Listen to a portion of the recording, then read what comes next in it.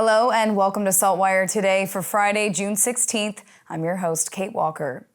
Most evacuees of the HRM wildfires are now back home, but others who had their homes destroyed now have nowhere to go. At least 151 homes were destroyed in the Tantalon area as a result of the wildfires that began on May 28th.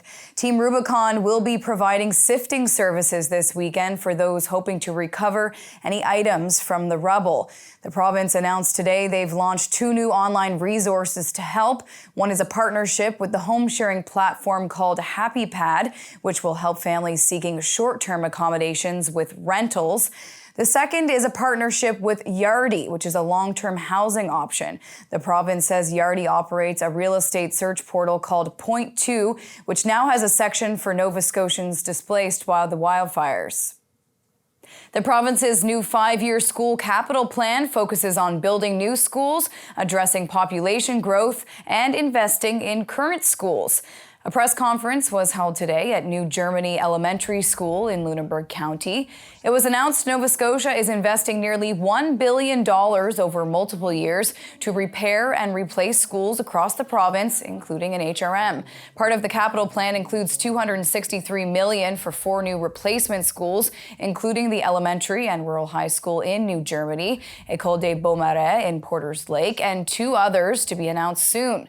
I am thrilled to tell you that New Germany Elementary and New Germany Rural High School will be replaced with a new consolidated pre-primary to grade 12 school. The plan also factors in the increasing enrollment needs in HRM. They'll be building 4 new schools in HRM. Land has been purchased, money for modular classrooms has been invested, and repairing existing schools is in the plan. We're announcing 8 new schools in total. So we're announcing 4 refreshed schools. We've announced École des Beaux-Marais. We've announced today New Germany. In the very near future, we'll be announcing 2 additional schools that will be refreshed schools. We're also announcing the commitment to build 4 schools in HRM as well. So that's 8. The province is investing $948 million in the 5-year plan. $240.8 million was announced in March as part of the provincial capital plan, and $707.2 million is new funding. And Sheldon will have more coming up on Thinking Out Loud when he speaks with the minister. It's far too often that people are putting first responders at risk when they fail to slow down or pull over for emergency vehicles. That's why the province is reminding drivers of the precautions needed to be taken when they see the ER vehicles on provincial highways. 8 new slowdown signs are being installed at entry points across the province, and a social media campaign is being launched to highlight that this is the law. Under the law, when going by a stopped emergency vehicle or tow truck with its flashing lights on, drivers need to slow down to 60 kilometers per hour or obey the speed limit if it is lower than 60 kilometers per hour. They also need to move into a lane farther away from the stopped vehicle. The province says the signs were recommended by first responders groups. A beloved Yarmouth man who spread joy, smiles, and generosity is being fondly remembered by generations of Yarmouth residents following his death.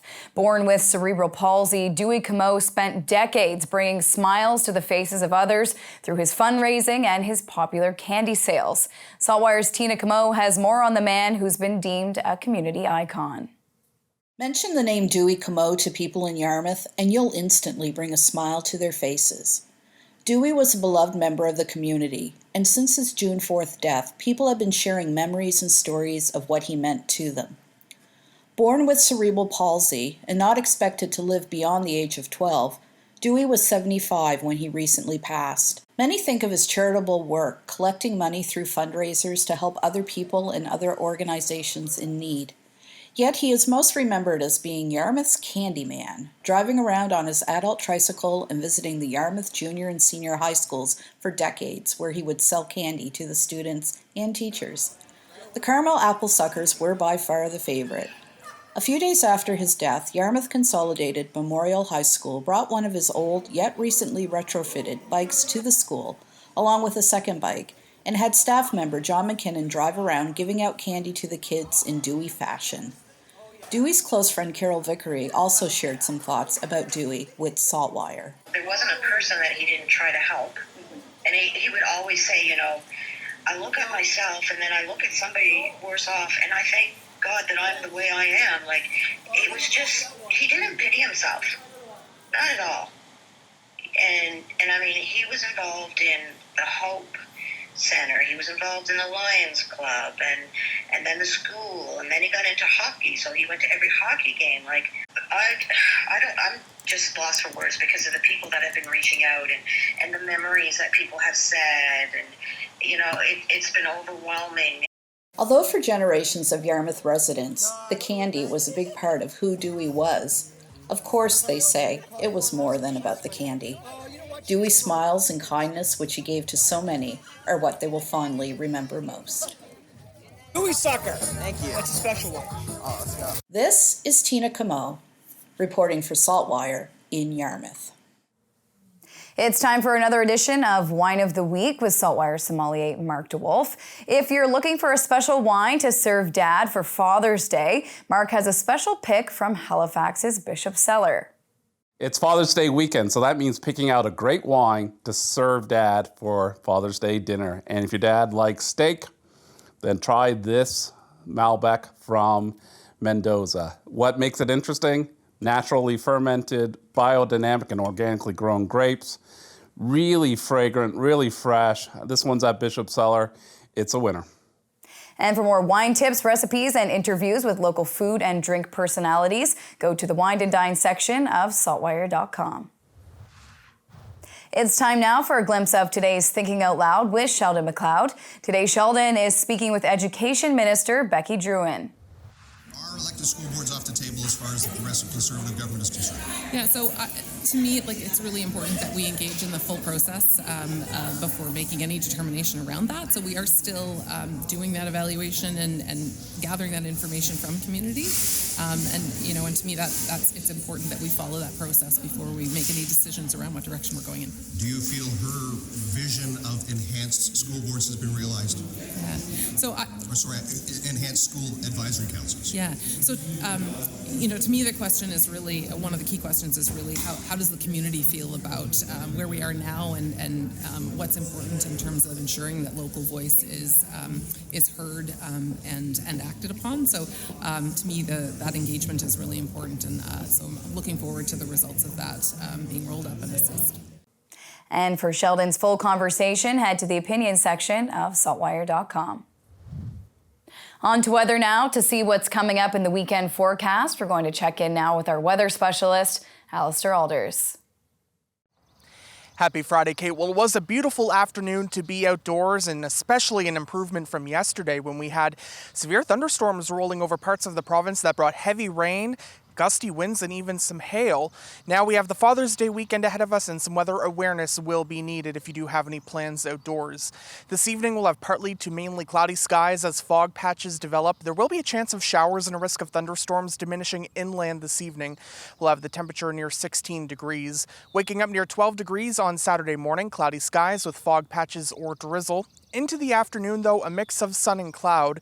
But by the late afternoon into the evening, we'll start to see some scattered showers and a risk of thunderstorms developing. The high on Saturday, 22 degrees, except 15 along parts of the coast. And 15 the high on Father's Day Sunday. And really, it's not looking that great. We'll have a cloudy day, showers, and a risk of heavy downpours or thunderstorms. Winds will also be strong out of the east, 30 to 50 kilometers per hour. In terms of rainfall, about 10 to 20 millimeters, but where we do have the threat of those heavy downpours, we could see amounts that are locally higher. So not great if you do have any outdoor plans this weekend, but you could certainly plan around them, especially tomorrow. Maybe move your Father's Day plans if you're maybe heading out for a round of golf or a barbecue, move that to maybe tomorrow afternoon. Have a great weekend and happy Father's Day. Kate. Thank you, Alistair. That's all for now. For more extended video and full online articles, stay tuned to saltwire.com. And you can find us on social media. I'm your host, Kate Walker. Thank you for joining us, and we'll see you back here Monday.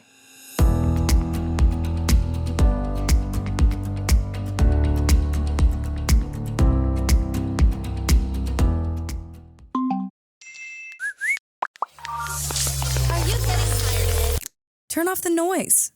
Tune in to What Matters. What matters is information you can trust. What matters is the news you can use to make life's big decisions. Informed healthcare choices, casting the smart vote, or opening that business. What matters is understanding the world around you. Let SaltWire connect you to what matters with unlimited access to the information you need for only $20 for the first year. Become a member today.